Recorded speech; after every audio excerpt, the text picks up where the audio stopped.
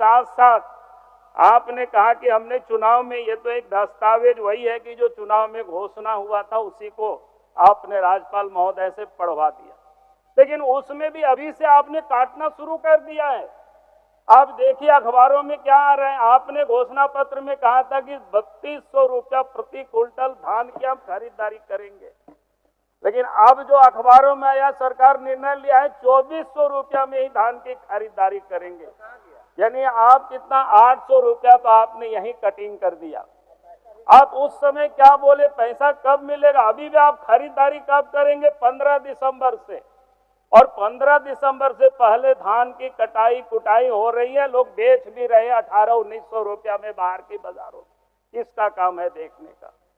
तो इसलिए सरकार लंबी लंबी बातें करती है, लेकिन काम क्या कर रही है, हमें इस बात को ध्यान में रखना चाहिए।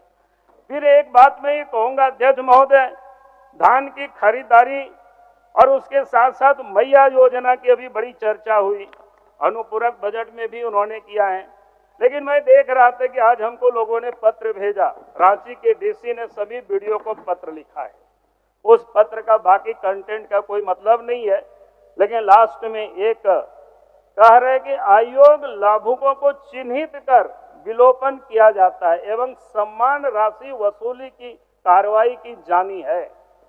अब मेरा कहना है कि आपने जिन लोगों को पहले मैया योजना के तहत पैसा दिया, किस आधार पर उनको स्वीकृत करके दिया, और आज आपके डीसी पत्र लिख रहे हैं वीडियो लोगों को, उसको पहचानिए और उनसे पैसा वसूल करिए। तो आखिर जिन लोगों ने ये गलत काम किया उनके ऊपर आप क्या कार्रवाई करेंगे? ये तो आपको करना ही पड़ेगा।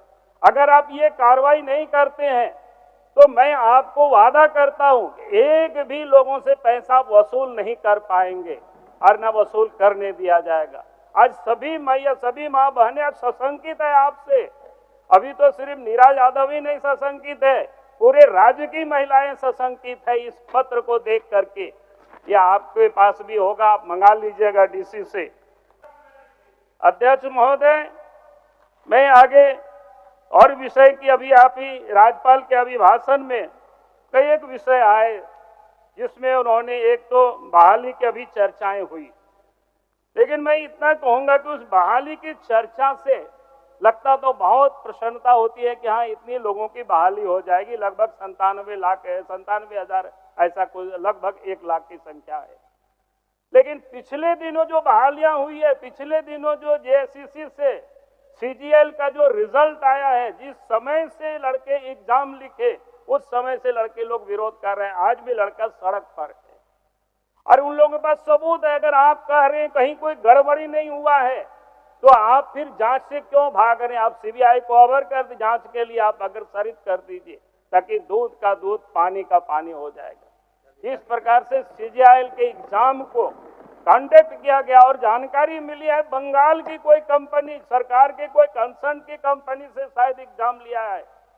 बंगाल सरकार के हम सब लोगों को पता है पिछले दिनों शिक्षक बहाली में क्या हुआ, कौन कितना दिनों तक जेल में अभी छूटा है कि नहीं छूटा है, कितने पैसा लेकर के बहाली हो रही है।